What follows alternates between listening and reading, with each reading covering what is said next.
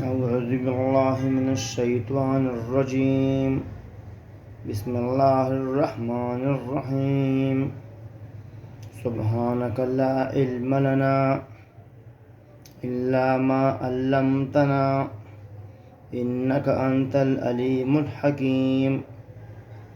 رب اشرح لي صدري ويسر لي أمري واحلل عقدة من لساني يفقهوا قولي.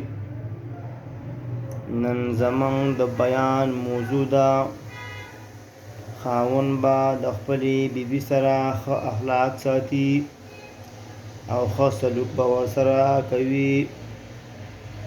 ښځې او خاوند دواړو له پکار دي چې د یو بل سره ښایسته ژوند تیر کړي، چې د دې ژوند مزه او د دې نعمت خوند وڅکي او د یو بل سره دې ښه رویه او ښه سلوک کوي.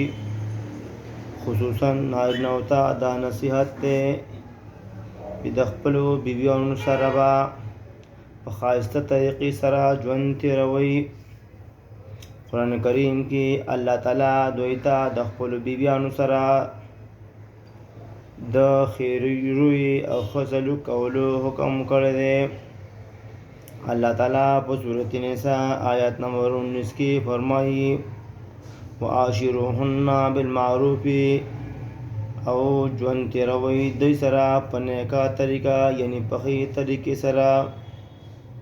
د مفسرینو د اقوالو خلاصه دا ده چې د بیبي سره د ښه ژوند تېرولو مقصد دا دی چې د هغې هر جایز او شرعي حق خیال وساتل شي او د هغې سره ژوند په ښایسته اخلاقو او په ښه طریقه تیر کړی شي. او هم دا بیبیانې د دې ډېرې حقدارې دي چې دوی سره ښه سلوک وکړی شي او د دې سره ښه رویه وساتل شي، ځکه د دې هر وخت موږ سره په کور کې وي او د نورو خلکو نه زیات وخت دوی موږ سره تېروي، بلکې د یو ښه سړي د ښه سړیتوب د ښو اخلاقو پته د هغه په کور کې لګي. دغه سړی د سره اخلاقي نه دی چې د بهر د خلکو سره ښه سلوک ساتي او د خپلې بیبي او بچو سره بد اخلاقي کوي او د هغوی د حق خیال نه ساتي.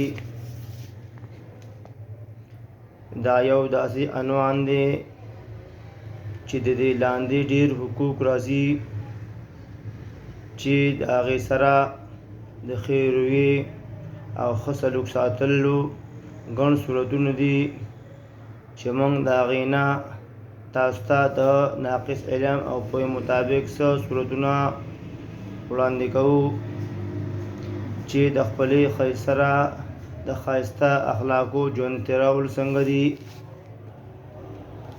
ابي هريره رضی الله تعالی عنه فرمایي چې نبی صلی الله علیه و وسلم فرمایلی دي د ایمان په لحاظ سره کامل مؤمنان هغه دي چې هغوی ښایسته اخلاقو والا وي، او غوره خلک په تاسو کې هغه دي چې د خپلو ښځو دپاره ښه وي. بل حدیث کې راځي عائشه رضی الله تعالی عنها فرمایي رسول الله صلی الله علیه و وسلم فرمایلی دي په تاسو کې غوره هغه څوک دی چې د خپل کوروالو دپاره غوره وي، او زه د خپل کوروالو دپاره غوره یم. او کله چې ستاسو ملګری وفات شي نو پرېږدئ هغه لره، نو عیبونه ورله مه بیانوئ. دا مخکې حدیث چې کوم را روان دی، عایشه رضی الله تعالی عنها فرمایي ما به اوبه وڅښلې او زه به په حالت د حیض یعنی ماهوارۍ کې وم، او بیا به مې د نبي صلی الله علیه و وسلم لا ورکړې، نو هغوی به زما د خولې په جوټه ځای باندې خوله کېښودله او اوبه به یې څښلې، او ما به د هډوکي نه غوښه خوړله او زه به په حالت د حیض یعنی ماهوارۍ کې وم، بیا به مې هغه هډوکی نبی صلی الله علیه وسلم لا ورکړو، نو هغوی به زما د خولې په جوټه ځای باندې خوله کېښودله. یعنې دا د بیبي سره د محبت یو ذریعه چې نن موږ ځان ته وګورو چې زموږ اخلاق د خپلو بیبیانو سره څنګه دي. نو ډېر اهم خبرداری دا دی، زموږ بعضې ناپوه وروڼه کله کله د ښځې سره دومره مینه کوي چې والدین، وروڼه او خویندې وغیره هیر کړي، حالانکه دا زیاتی دی. او کله کله د والدینو، خویندو، وروڼو وغیره سره هومره مینه کوي چې د ښځې حق هیر کړي، دا هم زیاتی دی. بلکې اعتدال او میانروي به کوي چې د هر یو سره به د هغوی د مقام او مرتبې مطابق مینه کوي،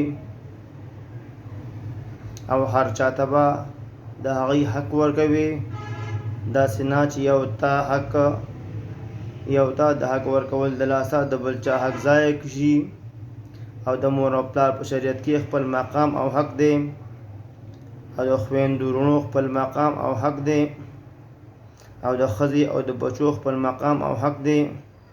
او مؤمن کوشش کوي چې هر چاته د هغه مقام او حق ورکړي.